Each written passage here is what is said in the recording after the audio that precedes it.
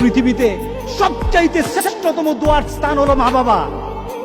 ওই মা বাবা যদি হাত পাতে আরশ পর্যন্ত পৌঁছে যায়, ওই মা বাবা যদি বদদুয়া করে, পৃথিবীর সব তীর সব টার্গেট মিস হতে পারে, কিন্তু মা বাবার বদদুয়া কখনো মিস হয় না, কখনো মিস হয় না।